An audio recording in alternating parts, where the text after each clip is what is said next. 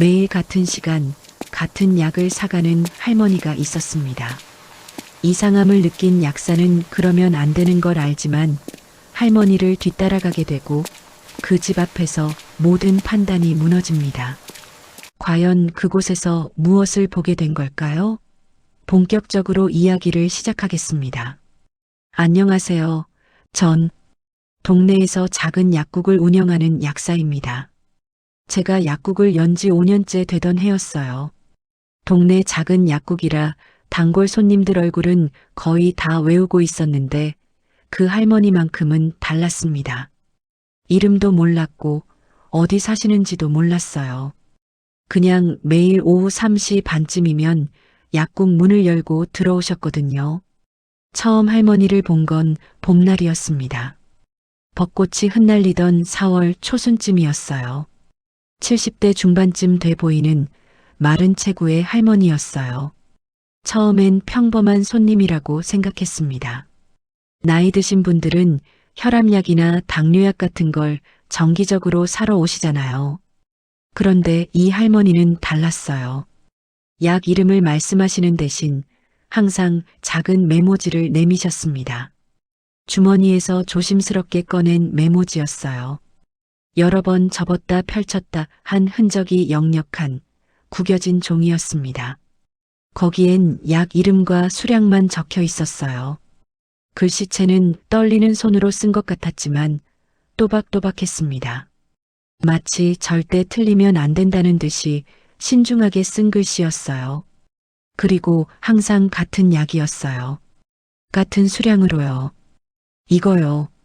딱 그 한마디만 하시고 계산이 끝날 때까지 말씀이 없으셨습니다. 현금으로 계산하시고 약 봉투를 받아들고 나가시는 모습이 마치 기계처럼 정확했어요. 인사도 없었고 눈도 잘 안 마주치셨습니다. 그냥 메모지를 내밀고 돈을 내고 약을 받고 나가시는 것. 그게 전부였어요. 처음엔 그냥 말수가 적으신 분이라고 생각했어요. 동네 약국에는 그런 분들이 종종 계시거든요. 사람 만나는 걸 부담스러워 하시거나 혼자 사는데 익숙해져서 말이 줄어든 분들이요. 근데 한 달이 지나고 두 달이 지나도 똑같더라고요. 비가 오든 눈이 오든 항상 같은 시간에 오셔서 같은 약을 사가셨습니다. 한 번도 빠짐없이요. 어떤 날은 제가 늦게 문을 여는데 할머니가 오셔서 기다리고 계시기도 했어요. 문 앞에 조용히 서 계시는 할머니를 보고 얼른 문을 열어드렸죠. 그리고 역시 똑같이 메모지를 꺼내셨습니다. 그때부터였어요. 제 머릿속에 물음표가 하나씩 생기기 시작한 게 약사라는 직업이 원래 그래요. 약을 팔면서도 사람을 관찰하게 되거든요. 특히 반복적으로 오시는 분들은 더 그렇습니다. 약 복용 패턴이 건강 상태를 보여주니까요. 어떤 분은 혈압약을 꾸준히 드시다가 어느 날 갑자기 안 사가시면 건강이 좋아지신 건가 걱정이 되고요.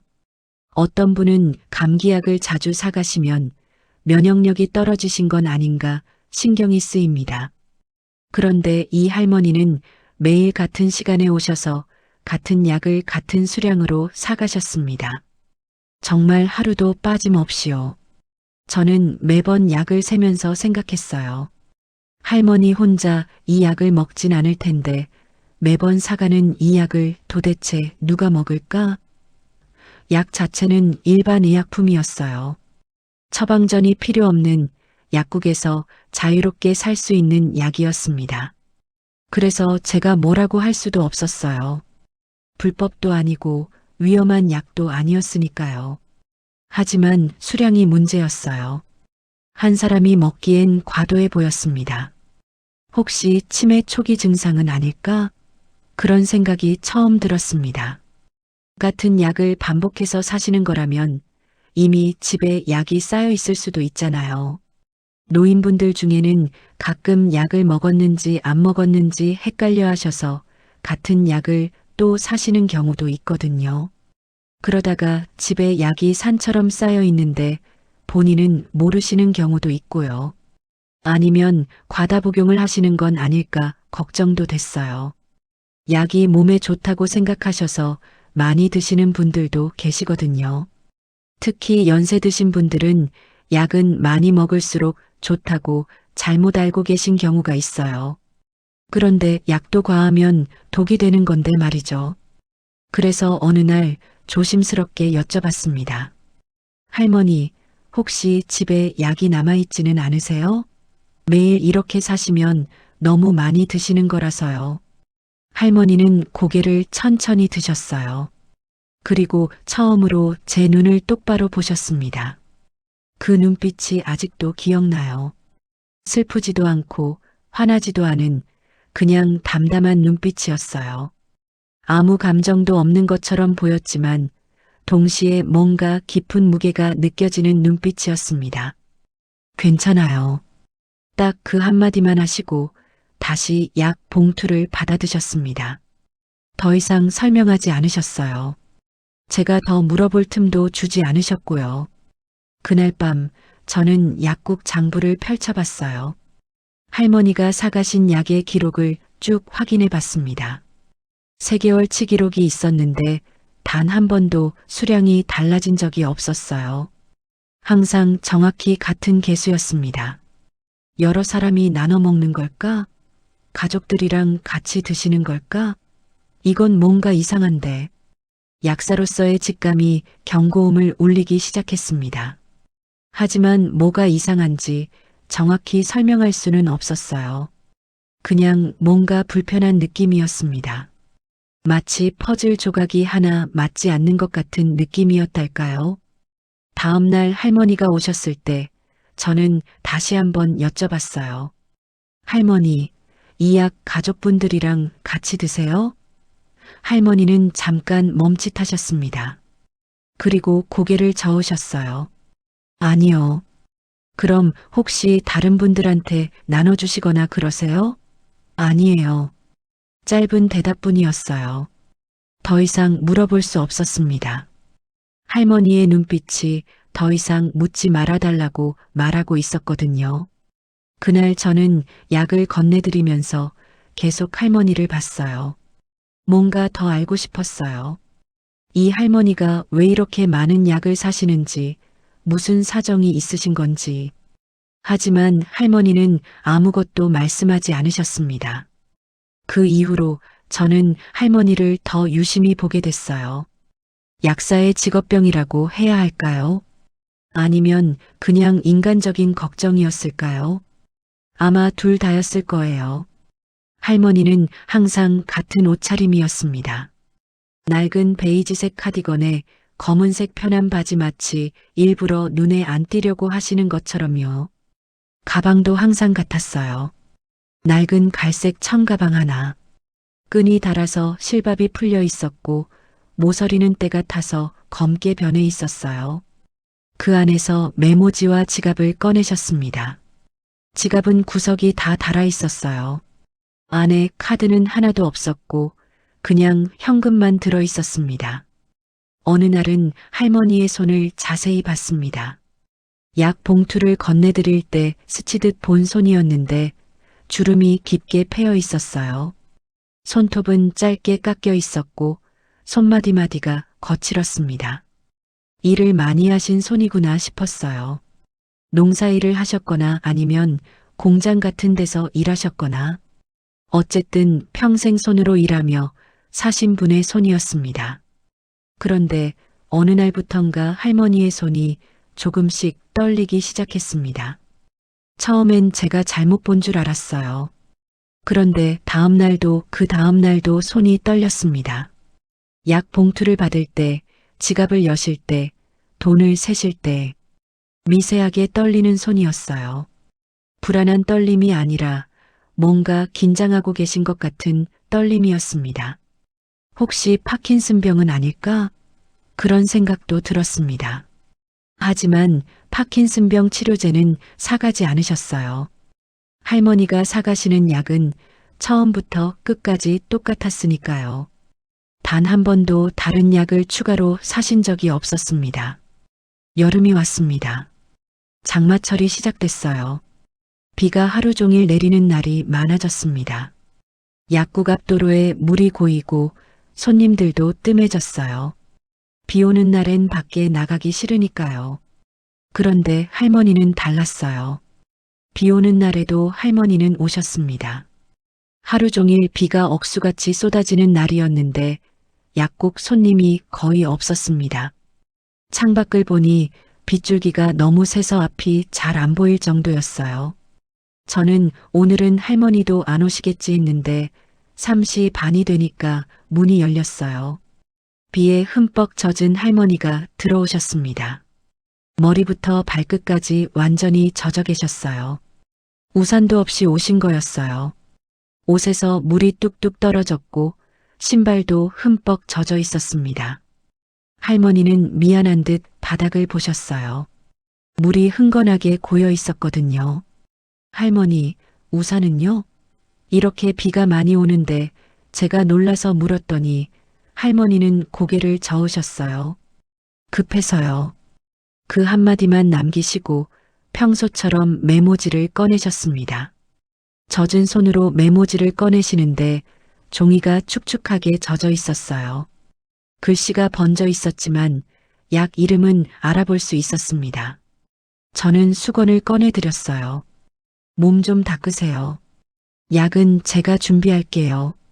할머니는 수건을 받으셨지만 잘 안 쓰셨어요. 그냥 손만 대충 닦으시고 약이 준비될 때까지 가만히 서 계셨습니다. 물이 뚝뚝 떨어지는데도요. 마치 그게 중요하지 않다는 듯이요. 저는 약을 준비하면서 계속 할머니를 봤어요. 온몸이 젖어서 추우실 텐데 참고 계셨어요.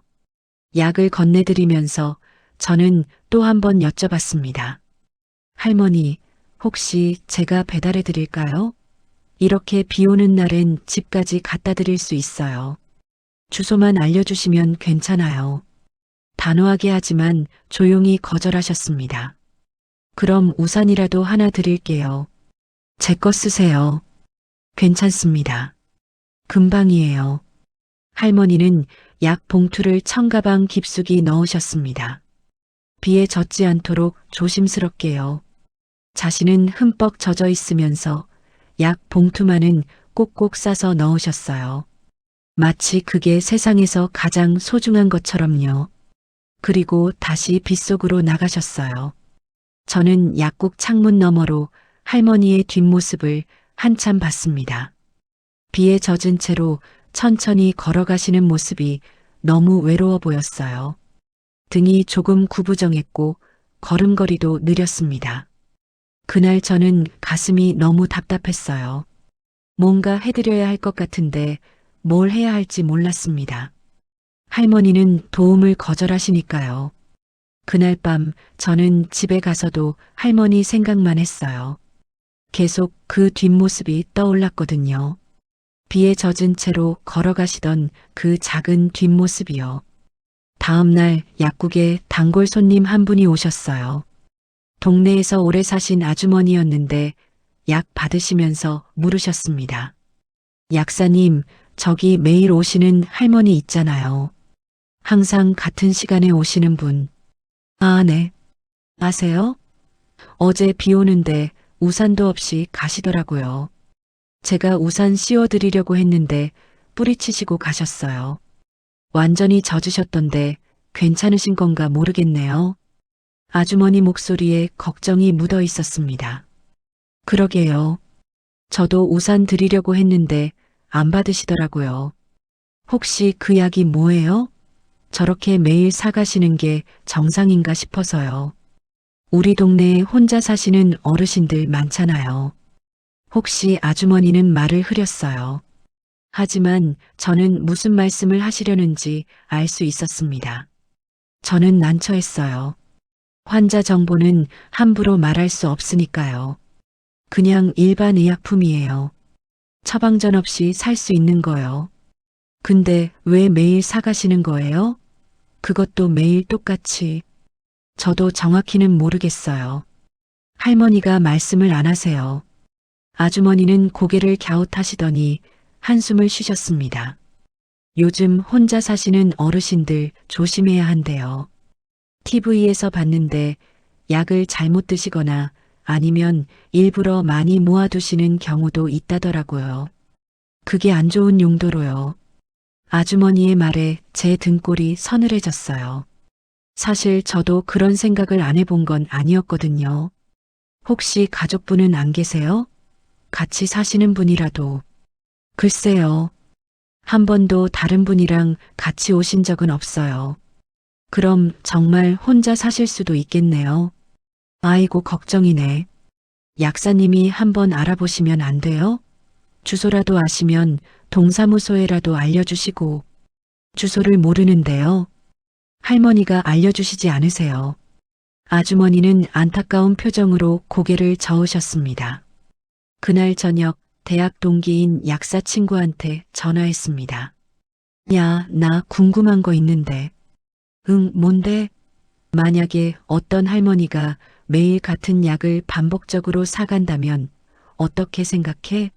친구는 잠시 침묵하더니 물었어요. 무슨 약인데? 그건 말 못해. 근데 일반 의약품이야. 처방전 필요 없는 거. 수량은?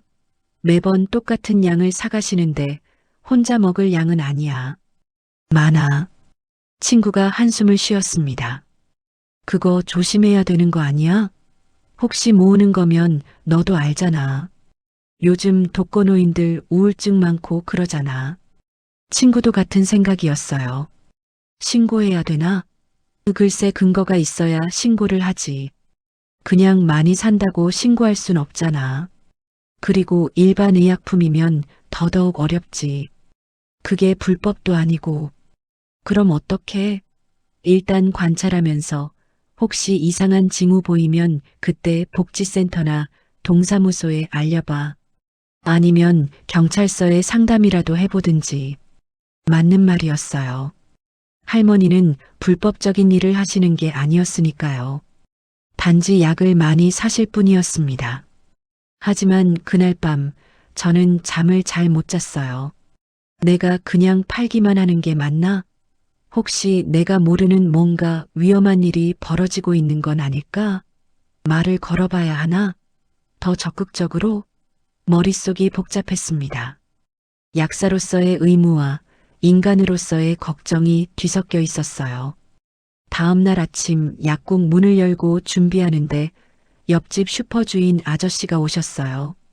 약사님, 어제 그 할머니 또 오셨어요? 네, 오셨어요. 맨날 오시네. 저도 궁금해서 한번 여쭤봤거든요. 어디 사시냐고. 근데 대답을 안 하시더라고요. 그냥 웃기만 하시고. 아, 그러셨어요? 네. 근데 뭔가 이상해요. 저 할머니 맨날 이 동네 지나가시는데 근처에 사시는 것 같지가 않거든요. 이 골목 사람들은 제가 거의 다 아는데 저 할머니는 처음 봤어요. 그럼 좀 먼 데서 오시는 건가요? 그런 것 같아요. 맨날 같은 방향에서 오시더라고요. 저쪽 언덕 너머에서요. 아저씨가 가리킨 방향은 이 동네에서도 가장 외진 곳이었어요. 언덕을 넘어가야 하는 오래된 주택가였습니다. 거기까지 걸어오시는 거예요? 그럼 왕복 30분은 걸리는데 그러게요. 나이도 있으신데 매일 그렇게 걸어오시는 게 대단하시죠. 근데 뭔가 절박해 보여요. 그 뒷모습이. 아저씨의 말에 저는 할머니의 뒷모습을 떠올렸어요. 그 작고 외로운 뒷모습을요. 그 고민이 한 달쯤 지속됐을 때 결정적인 사건이 일어났습니다. 그날은 평일 수요일이었어요. 날씨는 맑았고 약국도 평소처럼 운영되고 있었습니다. 3시 반이 가까워지자 저는 무의식적으로 문 쪽을 보고 있었어요. 할머니가 오실 시간이었거든요. 3시 27분 문이 열렸습니다. 할머니가 들어오시는데 평소보다 걸음이 빨랐어요. 아니, 빠르다기보다는 급해 보였습니다. 숨을 조금 헐떡이시면서 카운터로 오셨어요.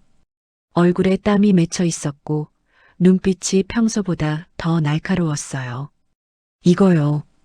평소처럼 메모지를 내미셨는데 손이 이전보다 더 심하게 떨렸습니다. 종이를 꺼내시면서 2번이나 떨어뜨리셨어요. 저는 약을 준비하면서 힐끔힐끔 할머니를 봤어요. 뭔가 평소와 달랐습니다. 표정이 더 굳어 있었고 눈빛이 조급해 보였어요. 발을 가볍게 구르시기도 했고 계속 시계를 보셨어요. 할머니, 괜찮으세요? 어디 아프신 건 아니고요? 네, 괜찮아요. 빨리 부탁드려요. 목소리가 떨렸습니다. 처음 들어보는 다급한 목소리였어요. 저는 서둘러 약을 세기 시작했어요. 하나, 둘, 셋. 평소처럼 같은 개수를 세었습니다. 그런데 할머니가 말씀하셨어요. 더 주세요. 네, 더요? 네. 오늘은 더 필요해요. 몇 개 더 드릴까요? 할머니는 잠시 망설이시더니 손가락으로 숫자를 세셨어요. 5개 아니 10개 더요. 처음이었어요. 할머니가 수량을 바꾸신 게 저는 놀랐지만 티내지 않으려고 노력했어요. 알겠습니다. 잠깐만 기다리세요. 약을 더 세면서 저는 계속 할머니를 보고 있었어요. 할머니는 계속 시계를 보셨어요. 그리고 문 쪽도 자꾸 돌아보셨습니다. 뭔가를 기다리시는 것 같았어요. 아니면 뭔가에 쫓기시는 것 같았어요. 약을 봉투에 담아서 건네드리는 순간 할머니가 급하게 손을 뻗으셨어요. 그리고 그 순간 봉투를 떨어뜨리셨습니다. 타닥, 약들이 바닥에 쏟아졌어요. 하얀 알약들이 바닥에 흩어졌습니다. 아할머니가 작은 신음을 내셨어요. 그리고 황급히 허리를 숙이셨습니다. 떨리는 손으로 약을 하나하나 줍기 시작하셨어요. 저도 얼른 내려가서 도와드렸습니다. 제가 할게요, 할머니. 괜찮아요. 아니에요. 제가 할게요. 할머니 목소리가 처음으로 당황한 기색을 보였어요. 평소의 담담함이 사라지고 뭔가 다급함이 묻어났습니다. 절박함 같은 게 느껴졌어요. 약을 다시 주워 담으면서 저는 우연히 할머니의 청가방 안을 보게 됐어요. 가방 입구가 열려 있었거든요. 그 안에는 작은 공책이 하나 있었습니다. 공책 겉표지에 뭔가 적혀 있었는데 정확히 읽을 순 없었어요. 하지만 숫자들이 빼곡하게 적혀 있는 게 보였습니다. 날짜 같기도 하고 횟수 같기도 한 숫자들이었어요. 그리고 이름 같은 것도 보였어요. 여러 개의 이름이요. 죄송해요, 급해서요. 할머니가 처음으로 사과하셨습니다. 그 한마디가 제 가슴을 찔렀어요. 급해서요라는 말이 계속 귓가에 맴돌았습니다. 뭐가 급한 걸까요? 왜 이렇게 서두르시는 걸까요? 왜 오늘은 더 많은 약이 필요한 걸까요? 새 봉투에 약을 다시 담아드렸습니다. 평소보다 약이 많이 들어간 봉투는 평소보다 훨씬 두툼했어요. 할머니는 돈을 내시는데 손이 계속 떨렸습니다. 지폐를 세는 것도 어려워하셨어요. 천천히 하세요, 할머니. 네, 감사합니다. 계산을 마치고 할머니는 평소보다 더 빠르게 약국을 나가셨어요. 거의 뛰다시피 하셨습니다. 저는 그 뒷모습을 보면서 뭔가 잘못됐다는 걸 직감했어요. 그날 저는 카운터에 혼자 앉아서 한참을 멍하니 있었습니다. 더 이상 이렇게 모른 척 할 수 없겠다. 그런 생각이 들었어요. 할머니에게 무슨 일이 있는지 알아야겠다고 마음먹었습니다. 다음 날 다시 비가 왔습니다. 가을비였어요. 창밖을 보니 하늘이 잿빛이었고 거리는 텅 비어 있었습니다. 3시 반이 가까워지자 저는 괜히 시계를 자주 봤습니다. 오늘도 오실까? 비 오는데 또 우산 없이 오시면 어떡하지? 그런 생각을 하고 있는데 문이 열렸습니다. 역시 할머니였어요. 이번엔 우산을 쓰고 오셨더라고요. 낡은 우산이었지만 그래도 비를 막아주는 우산이었습니다. 저는 왜인지 모르게 안도했어요. 이거요. 평소처럼 메모지를 건네셨습니다. 오늘은 다시 같은 개수였어요. 저는 약을 준비하면서 마음속으로 결심했어요. 오늘은 따라가 보자. 왜 그런 결심을 했는지 저도 잘 모르겠어요. 약사로서의 책임감이었을까요? 아니면 그냥 인간적인 걱정이었을까요? 아니면 둘 다였을 거예요. 이상하게 그날은 할머니를 그냥 보낼 수 없을 것 같았어요. 약을 건네드리고 할머니가 나가시는 걸 보고 저는 얼른 잠시 자리 비운 편말을 걸었습니다. 그리고 우산을 챙겨 들고 약국 문을 나섰어요. 할머니는 이미 골목 저쪽으로 걸어가고 계셨습니다. 저는 적당한 거리를 두고 뒤따라갔어요. 가슴이 두근거렸습니다. 이러는 게 맞는 건가 싶기도 했고, 동시에 꼭 확인해야 할 것 같았어요. 이건 사생활 침해일 수도 있지만, 혹시 할머니가 위험에 처해 계시면 어떡하나 싶었거든요. 할머니는 천천히 걸으셨습니다. 비가 오는데도 서두르지 않으셨어요. 한 걸음 한 걸음이 무거워 보였습니다. 등이 조금 구부정했고 우산을 든 손도 가끔 떨렸어요. 좁은 골목길을 지나고 오래된 주택가로 들어갔어요. 슈퍼 아저씨가 말씀하셨던 그 언덕을 넘었습니다. 이 동네에서도 가장 낡은 집들이 모여 있는 곳이었습니다. 담벼락은 페인트가 벗겨져 있었고 지붕은 낡아서 군데군데 기와가 깨져 있었어요. 골목도 좁았고 가로등도 제대로 없었습니다. 할머니가 어느 집 앞에서 멈춰 섰습니다. 작은 단층 집이었어요. 대문은 녹이 쓴 철문이었고 마당엔 잡초가 무성했습니다. 집 전체가 세월의 흔적을 고스란히 담고 있었어요. 벽에는 금이 가 있었고 창문은 낡아서 틈이 보였습니다. 할머니는 문 앞에서 잠시 멈춰서서 숨을 고르셨습니다. 그 뒷모습이 너무 작아 보였어요.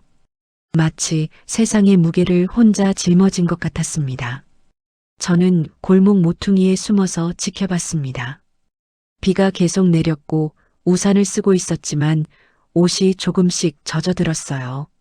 하지만 신경 쓰이지 않았습니다. 지금 할머니가 어디로 들어가시는지 그게 더 중요했으니까요. 할머니가 천천히 문을 여셨습니다. 삐걱. 녹슨 문이 무거운 소리를 냈어요. 할머니가 문을 열고 들어가시는 순간 저는 무언가를 봤습니다.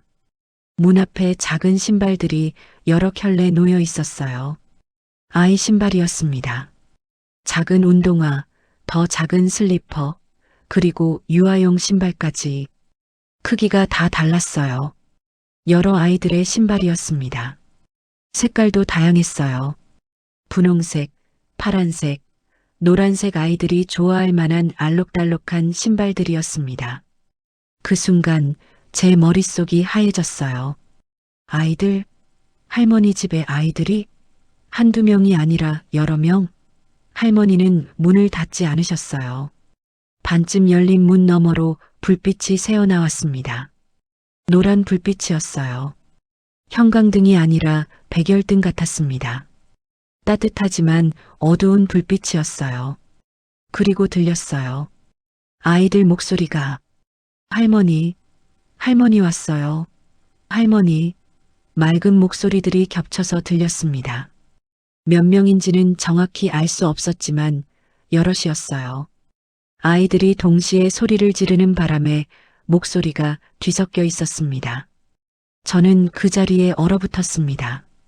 할머니의 목소리도 들렸어요. 그래, 할머니 왔어. 다들 착하게 기다리고 있었구나. 배고팠지? 목소리가 달랐어요. 약국에서 듣던 목소리와는 완전히 달랐습니다.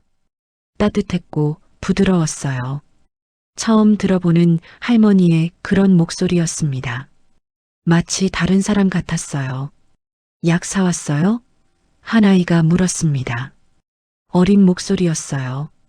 응, 사왔지. 오늘도. 저 머리 아파요. 나는 배 아파요. 저도요. 목도 아파요. 기침이 나와요. 아이들의 목소리가 이어졌어요. 다들 어디가 아프다고 했습니다. 저는 천천히 집 쪽으로 다가갔습니다. 발소리가 나지 않게 조심하면서요. 반쯤 열린 창문 너머로 안이 조금 보였어요. 작은 거실에 아이들이 모여 앉아 있었습니다. 하나, 둘, 셋, 넷, 다섯, 여섯, 일곱 명이었어요. 나이는 다 달라 보였어요. 초등학생쯤 돼 보이는 큰 아이부터 겨우 5살쯤 돼 보이는 작은 아이까지 모두 할머니를 둘러싸고 앉아 있었습니다. 할머니는 청가방에서 약 봉투를 꺼내셨어요. 그리고 하나하나 나눠주기 시작하셨습니다. 준호야, 너는 이거 먹어. 물이랑 같이. 수아야, 너는 절반만. 아직 어리니까. 민서야, 오늘 기침 어때? 나아졌어? 할머니는 아이들 이름을 다 알고 계셨어요. 누가 무슨 약을 먹어야 하는지도 정확히 아셨습니다. 누가 어디가 아픈지, 누가 어떤 증상인지 다 기억하고 계셨어요.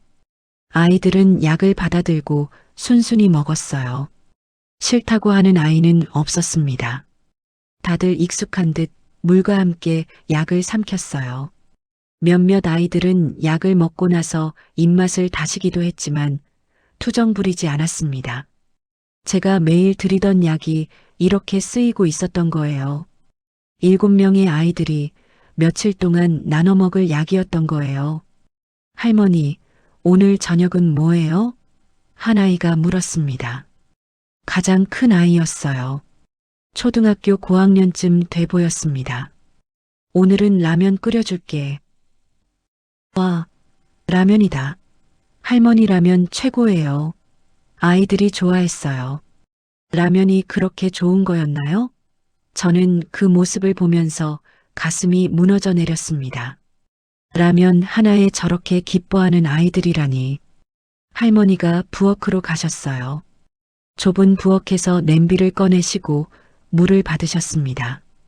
수도꼭지에서 물이 나오는 소리가 들렸어요. 그리고 라면을 끓이기 시작하셨어요. 라면 하나, 둘, 셋, 일곱 개의 라면을 한꺼번에 끓이셨습니다. 큰 냄비에 빼곡하게 들어간 라면 사리들. 계란도 넣으시고 파도 조금 넣으셨어요. 냉장고를 여는 소리가 들렸는데 안에 별로 없어 보였어요. 조금만 기다려. 금방 익어. 오늘은 계란도 넣었어. 와, 계란이다. 할머니 감사합니다. 할머니 목소리에 미소가 묻어 있었어요. 저는 창문 너머로 할머니의 옆모습을 봤습니다. 라면을 끓이시는 할머니의 얼굴에 미소가 있었어요. 약국에서는 한 번도 본 적 없는 미소였습니다. 저는 그 순간 이해했습니다.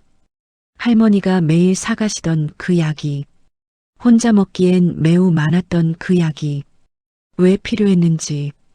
아이들이 아팠던 거예요. 감기도 걸리고 배도 아프고 머리도 아팠겠죠. 하지만 병원에 갈 수 없었던 거예요. 돈이 없어서 아니면 다른 이유로.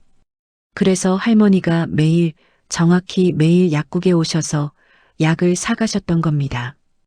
7명의 아이들을 위해. 혼자서. 저는 그 자리에 주저앉았습니다. 비가 계속 내렸어요. 우산을 들고 있었지만 별 의미가 없었습니다. 이미 옷도 다 젖어 있었고 눈물도 흘러내리고 있었으니까요.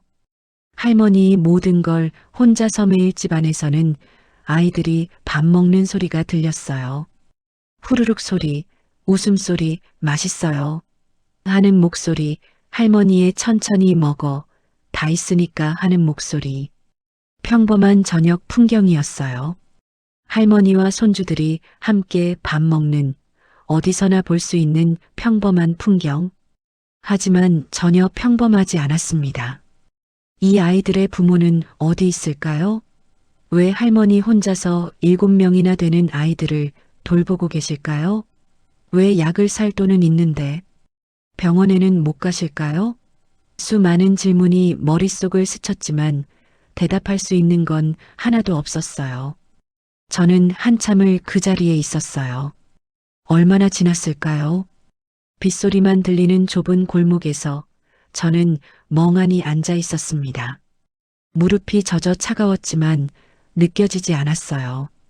집안에서는 아이들이 밥 먹는 소리가 계속 들렸어요.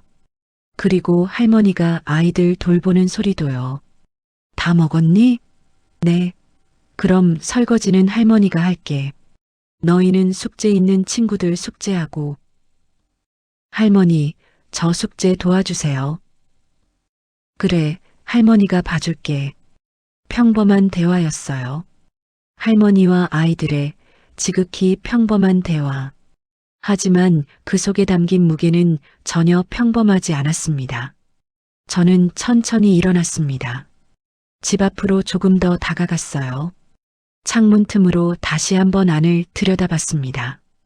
아이들이 작은 밥상을 치우고 있었어요. 큰 아이들이 동생들을 돕고 있었습니다.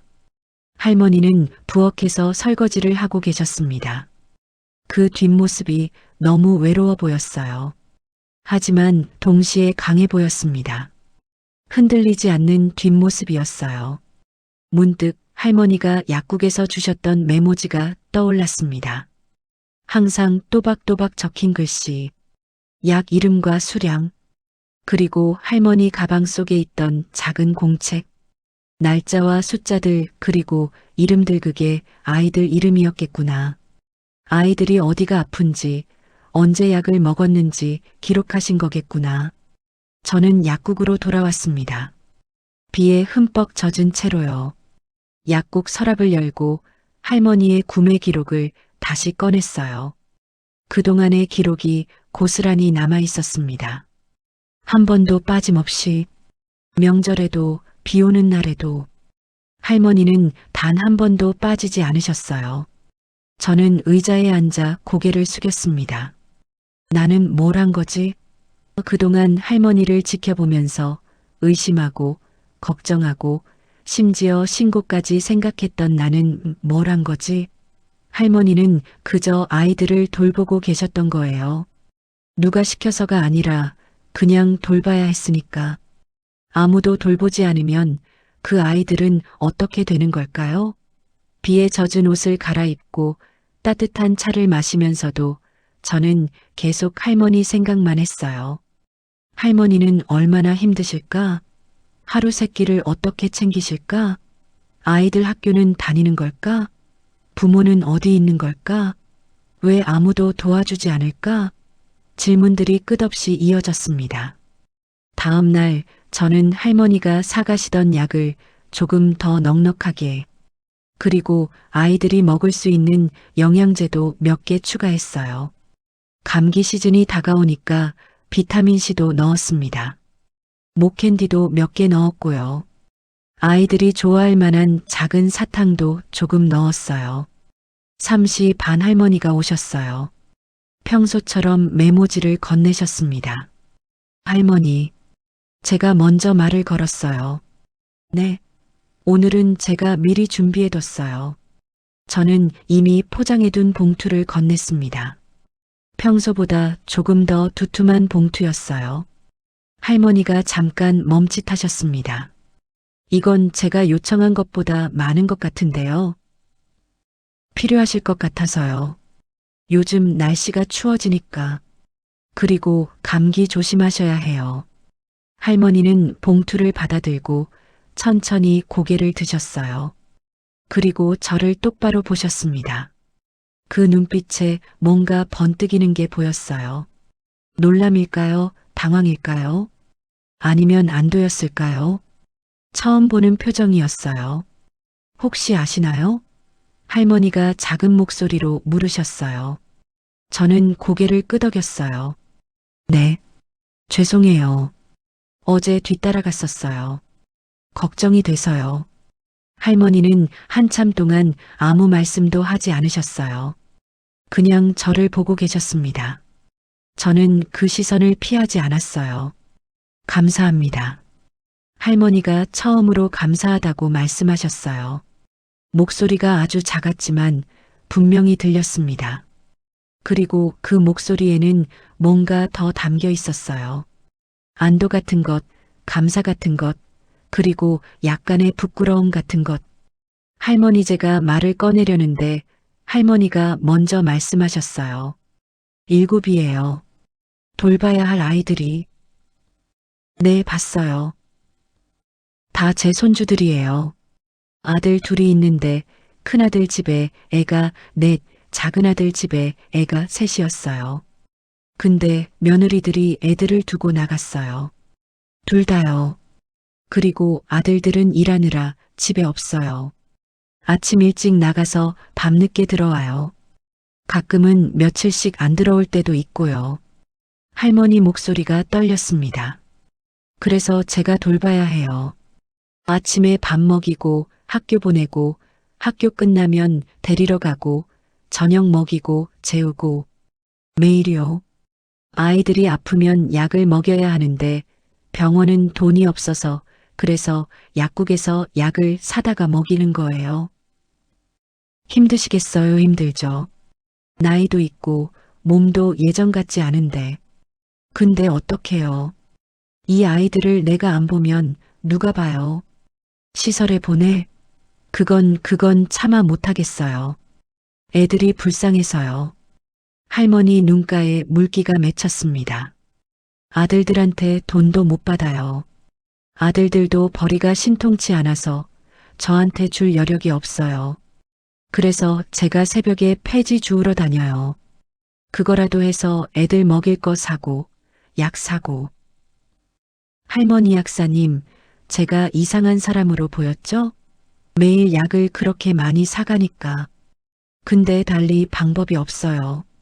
애들 7이나 되는데 한 명만 아파도 난리인데 가끔은 다 같이 아플 때도 있어요. 그럴 땐 정말 할머니는 더 이상 말씀하지 못하셨어요. 목이 메신 것 같았어요. 저는 할머니의 손을 잡았어요. 잘하고 계세요, 할머니. 정말 잘하고 계세요. 뭘 잘해요. 제대로 먹이지도 못하고 제대로 입히지도 못하는데 할머니가 계셔서 다행이에요. 할머니가 안 계시면 그 아이들은 어떻게 되겠어요. 할머니가 있어서 아이들이 웃을 수 있는 거예요. 할머니가 고개를 들고 저를 보셨어요. 눈물이 주르륵 흘러내렸습니다. 고맙습니다, 약사님. 이렇게 알아주시는 분이 있다는 게 고맙습니다. 그날 할머니는 처음으로 제 손을 잡아주셨어요. 거칠고 주름진 손이었지만 따뜻했습니다. 그 손의 온기가 제 마음까지 따뜻하게 만들었어요. 그날 이후 저는 할머니의 약을 세지 않게 됐어요. 더 이상 장부를 펼쳐서 이상하다, 뭔가 있다 하고 의심하지 않았습니다. 그냥 할머니가 오시면 미리 준비해둔 봉투를 건넸어요. 가끔은 덤으로 무언가를 더 넣어드렸고요.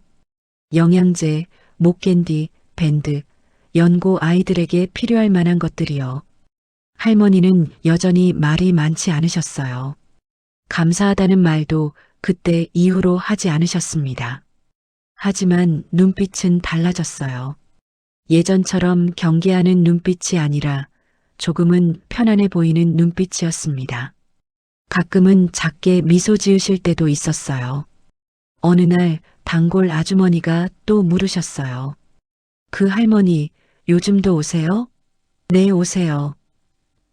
아직도 약을 그렇게 많이 사가세요? 네.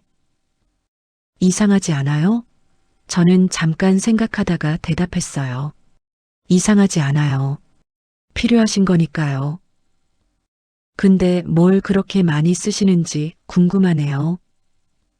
그건 할머니 사정이니까요. 우리가 알 필요는 없는 것 같아요. 아주머니는 고개를 갸웃했지만 더 이상 묻지 않으셨어요. 겨울이 왔습니다.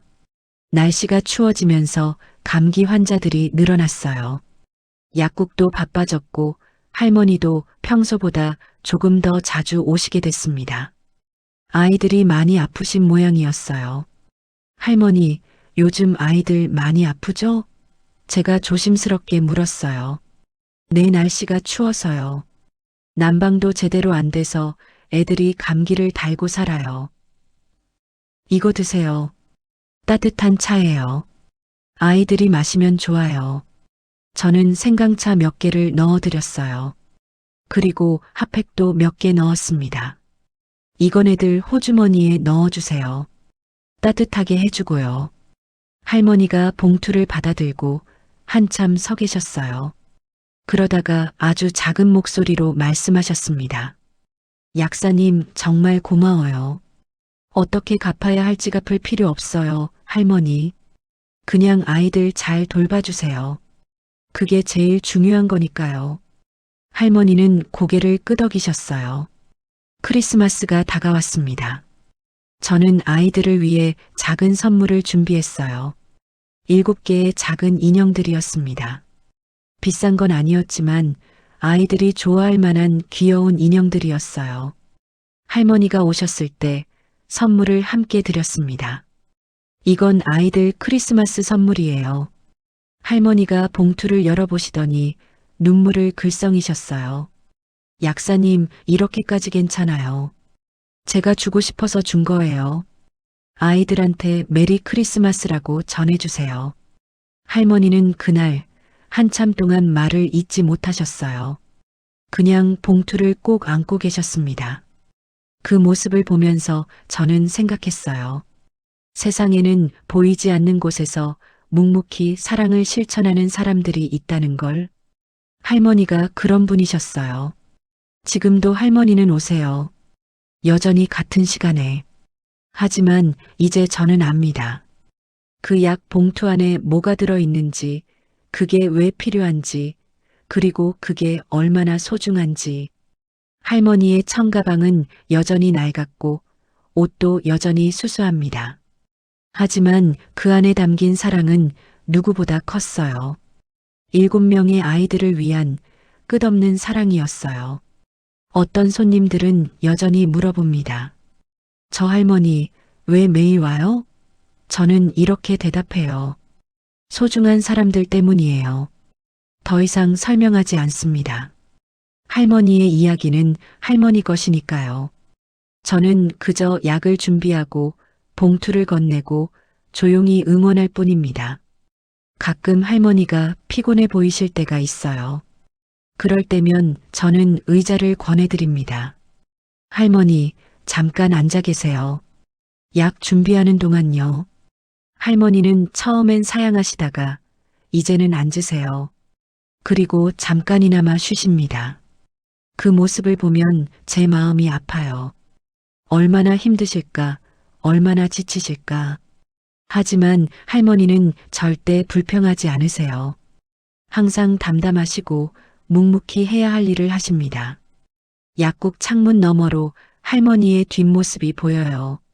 천천히 골목을 걸어가시는 모습, 약 봉투를 소중히 안고 가시는 모습, 그 뒷모습 속에는 7개의 작은 미소가 숨어 있습니다.